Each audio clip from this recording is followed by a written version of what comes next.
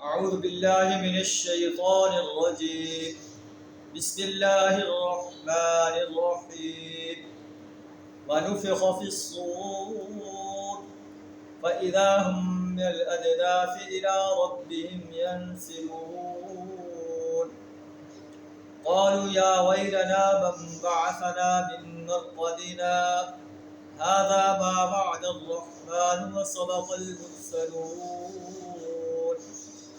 إن كانت إلا صيحة واحدة فإذا هم جميع لدينا محضرون. صدق اللہ العظیم. سورہ یاسین آیت نمبر 51 تا 53 آپ کے سامنے تلاوت کی. مکہ کے کفار نبی صلی اللہ علیہ وسلم سے پوچھتے تھے متى هذا الوعد إن كنتم صادقين، قیامت کب آئے گی جس کی آپ ہمیں دھمکی دیتے ہیں کہ قیامت قائم ہوگی اور انسانوں کا حساب و کتاب ہوگا، یہ کب دھمکی پوری ہوگی؟ ما ينظرون الا صيحة واحدة تأخذهم وهم يخصمون.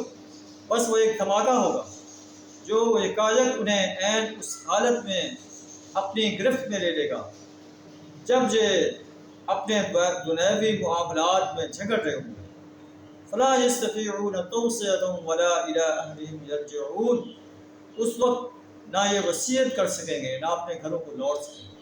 یہ قیامت کا ایک منظر ہے. اس لیے انسان کو چاہیے کہ دنیاوی جھگڑوں میں پڑنے کی بجائے ہر وقت اللہ کی فرمانبرداری کرتا رہے، اللہ کی نافرمانی سے بچتا رہے. کوئی معلوم نہیں کہ کس وقت قیامت قائم ہو جائے.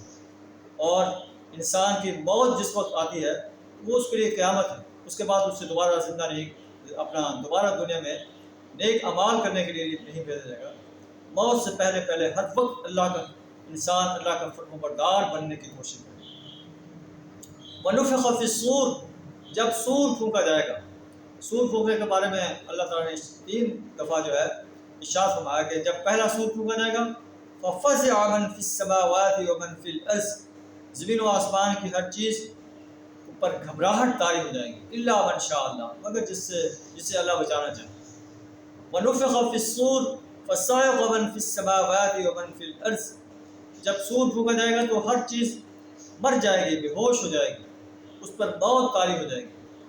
اور تیسری دفعہ جب سور پھونکا جائے گا فَإِذَا هُمْ مِنَ الْأَجْدَاثِ إِلَىٰ رَبِّهِمْ يَنْسِلُونَ، انسان اپنے قبروں سے نکل کر اپنے رب کی طرف دوڑ رہے ہیں.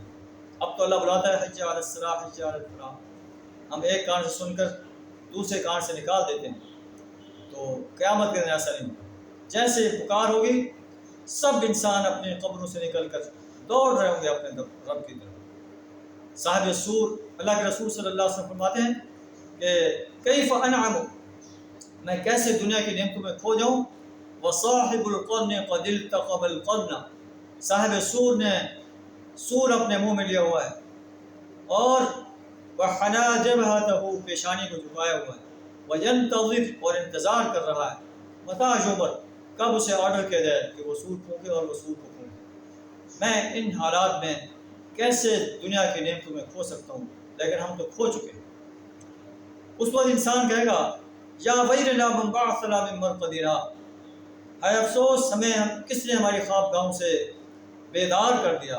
پھر خود کہیں گے ھذا ما وعد الرحمن، یہ وہ دن ہے جس کا رحمان نے وعدہ کیا، جس کے رسول نے سچ کہا تھا.